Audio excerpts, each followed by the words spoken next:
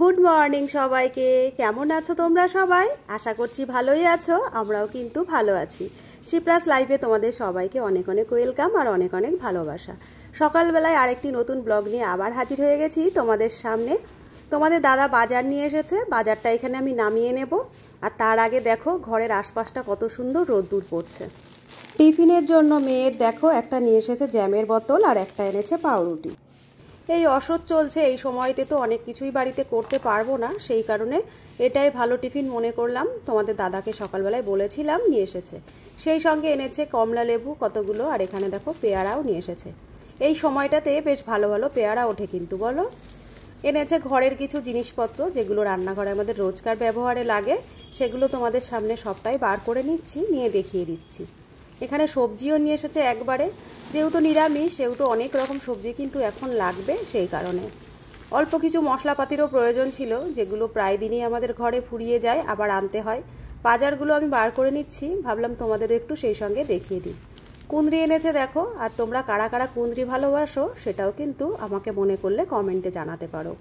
শীতের সবজিগুলো কিন্তু নামাতে বেশ ভালো লাগে, রান্না বাড়া করতেও কিন্তু খুব ভালো লাগে, আর সেই সঙ্গে কিন্তু খেতেও। কি কি সবজি এখানে আনা হয়েছে সবটাই ঢেলে নিয়েছি, তোমাদের দেখিয়ে দিলাম।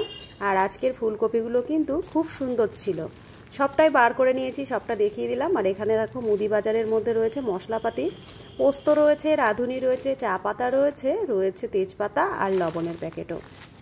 এই আজকে বাজারঘাট আনা হয়েছে। আর সেই সঙ্গে দুটো 5 ফোড়নেরও প্যাকেট আনা হয়েছে, ওই যে নিত্য প্রয়োজনে যা যা লাগে আমাদের সংসারে সেগুলো। বাজারটা নামিয়ে নেওয়ার পরে দেখো পাউরুটিগুলো আমি ভালো করে তাওয়াতে সেঁকে নিয়েছি, একটু গরম গরম হয়ে গেছে। এবার একটু জ্যাম লাগিয়ে মেয়ের টিফিনের জন্য দিয়ে দেব। এখানে ছোট মেয়ে ভিডিওটা আমাকে করে দিচ্ছে, আর ওর লেগেছে প্রচণ্ড পরিমাণ ঠান্ডা। ওয়েদার চেঞ্জ হচ্ছে, এত সামলে সামলে ওদের রাখি তবুও ঠান্ডা লাগিয়ে নিয়েছে, সমানে নাকটা টানছে, তোমরা হয়তো ভিডিওতে বুঝতে পারছো। তো যাই হোক, দেখো ম্যাঙ্গো জ্যাম আনা হয়েছে, আর ম্যাঙ্গো জ্যামটা কিন্তু আমাদের সবারই খুব ফেভারিট। ম্যাঙ্গোর যে কোনো ফ্লেভারই খুবই ভালো লাগে। এখানে পাকা ম্যাঙ্গোর যে ফ্লেভারটা হয় সেরকমই ফ্লেভার রয়েছে জ্যামটাই। টিফিনটা আমি রেডি করে দিয়ে দিলাম। এবার নিজের রান্নাবান্না টুকটাক কাজকর্ম রোজকার জীবনে যা যা থাকে সেগুলো নিয়েই ব্যস্ত হয়ে যাব। তারপরে দেখো সমস্তটা কাটা বাছা করে রান্নাঘরে চলে এসেছি। রান্নাঘরে আসার পরে একটা তরকারি আমি নামিয়েও নিয়েছি, শিম আলু দিয়ে পোস্ত সর্ষে দিয়ে চচ্চড়ি করে নিয়েছি। আর দেখো এটা নামিয়েও নিয়েছি। রান্নাবান্না এখন অনেক রকমই হবে। ফুলকপি আলু কেটে নিয়েছি পালং শাক। পালং শাকটা আজকে আমি কোনো সবজি দেব না, এমনি শাক রান্না করার মতো রান্না করে নেব। আর ফুলকপি আলুটা একটু পোস্ত কাজু এইসব দিয়ে রান্না হবে। কড়াইটা এদিকে গরম হয়ে গেছে, রান্নাটা আস্তে আস্তে সেরে নিই। ফুলকপি আলু এখানে ভেজে নিয়েছি, এবারে আমি মশলাটা কষিয়ে নেব। এই সব রান্নাগুলো রোজ শেয়ার করি এই কারণেই, আমি কিভাবে খাই আমরা কিভাবে করি সেটাই জানি। সবাই অনেক ভালো রান্না করতে পারো, আর সবার রান্নাগুলোও কিন্তু সমান হয় না। সমস্ত রকম মশলা এখানে আমি দিয়ে দিয়েছিলাম, দিয়ে আস্তে আস্তে মশলাটা কষিয়ে নিচ্ছি। আর কাজু বাদাম দেওয়া রান্নাগুলো তো বেশ টেস্টও হয়, আর দেখতেও কিন্তু খুব সুন্দর হয়। বাইরের দিকটায় দেখো একদম রোদ ঝলমলে আকাশ, আজকে ওয়েদারটাও বেশ ভালো। আর শীতের সময় যদি এরকম মিষ্টি রোদ বেরোয় তাহলে খুবই ভালো লাগে। আজকে মঙ্গলবার, বাজার এনেছে তোমাদের দাদা অনেক দেরি করে। রান্না বান্না করব বলে গোছগাছ করে আমি রান্নাঘরে চলে এসেছি। সমস্তটাই দেখো এখনও ছিটিয়ে রয়েছে, এগুলো রান্না করতে করতেই গুছিয়ে নেব। আর সেই সঙ্গে তোমাদের দাদা কিছু জামা কাপড় ভিজিয়ে নিয়েছে, ওর জামা কাপড়, ওর নিজের জামা কাপড়ও নিজেই কেচে পরে। কোনো কোনো সময় হয়তো আমি কেচে দিই, আর ও বেশিরভাগই কেচে নেয়।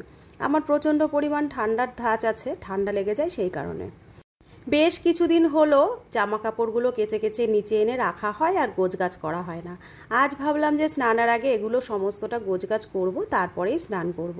সোফাটার ওপরে বেশিরভাগ আমার বাইরের যা যা জামা কাপড় ব্যবহার হয় সেগুলো রাখা থাকে।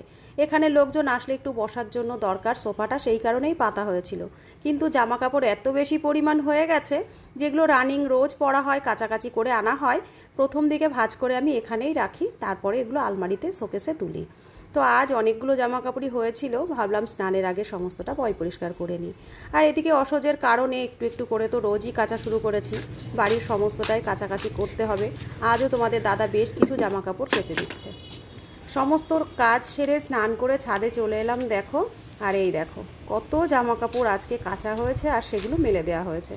সকাল সকাল কাচার কারণে সমস্তটা কিন্তু আধা শুকনো হয়ে গেছে। আজ মনে হচ্ছে এগুলো সবই শুকিয়ে যাবে। রোদ্দুর ঝলমল আকাশ হলে কাচাকাচি করতেও ভালো লাগে আর সমস্ত কাজকর্মও কিন্তু করতে ভালো লাগে। আমি একবারে স্নান করে তারপরে চলে এসেছি ছাদে।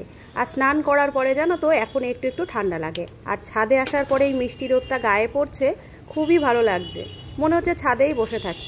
সেই সকালের দিকটাই ব্যালকনির দিকে একটু রোদ্দুর আসে, আর সারাটা দিন তো ঘরে রোদ্দুর পড়ে না সেরকম, সেই কারণে ছাদে এলে আর নিচে যেতে ইচ্ছা করে না। ছাদে এসেছি, পুরো ছাদটা একটু ঘুরে নিলাম। জামা কাপড় চারিদিকটাই মেলা রয়েছে, তোমাদের দাদা তো সারা বাড়ি জামা কাপড় মেলে দিয়েছে, সেই কারণে একটু জায়গা ফাঁকা করে নিচ্ছি আমি যে জামা কাপড়গুলো নিয়ে এসেছি সেগুলো দিয়ে দেবো বলে। আমরা যখন ছোট ছিলাম তখন কিন্তু কোনো জায়গা বাসার অভাব ছিল না। বড় বড় উঠোন, বড় বড় জায়গা নিয়ে সবার বাড়ি ঘর দুয়ার হতো, আর অনেক জায়গা বাসা নিয়ে কিন্তু দড়ি টাঙানো থাকতো। আর এখন প্রত্যেকেরই ছোট ছোট প্লটে শহরে ছোট্ট ছোট্ট বাড়ি, আর ছাদে জামা কাপড় মেলারই একমাত্র জায়গা হয়।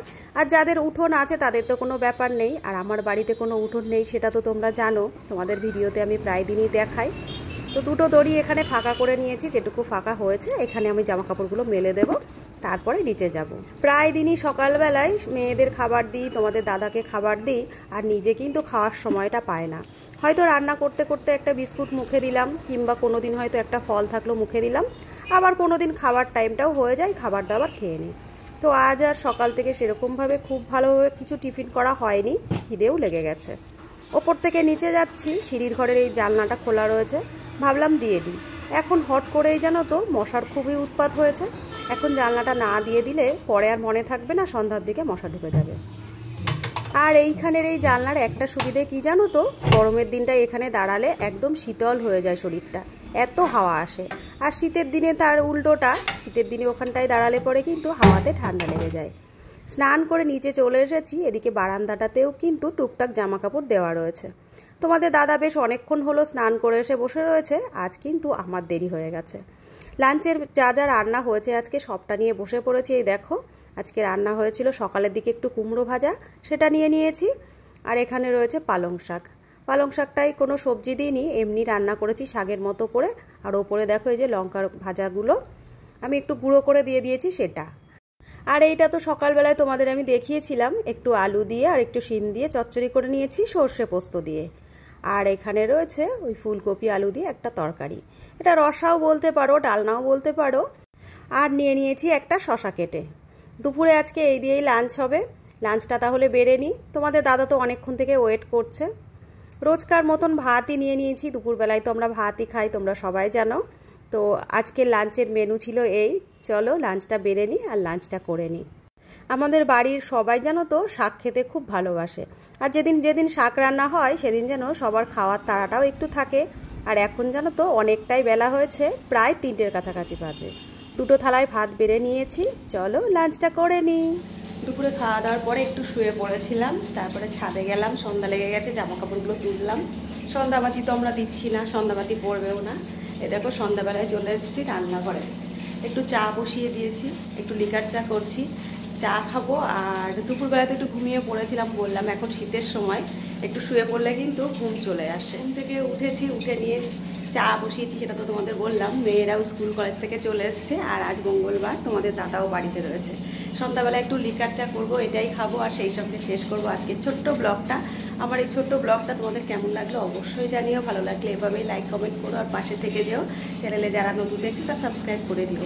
রোজই তোমাদের সামনে চলে আসছি, আবার খুব তাড়াতাড়ি চলে আসবো নতুন একটি ব্লগ নিয়ে। ততক্ষণে যেন তোমরা ভালো থেকো, সুস্থ থেকো, সাবধানে থেকো। চাটা তো বসিয়েছি, আর এদিকে দেখো চায়ের জলটা ফুটে গেছে। চাটা তাহলে করে নিই, আর সেই সঙ্গে তোমাদের জানিয়ে দিচ্ছি টাটা।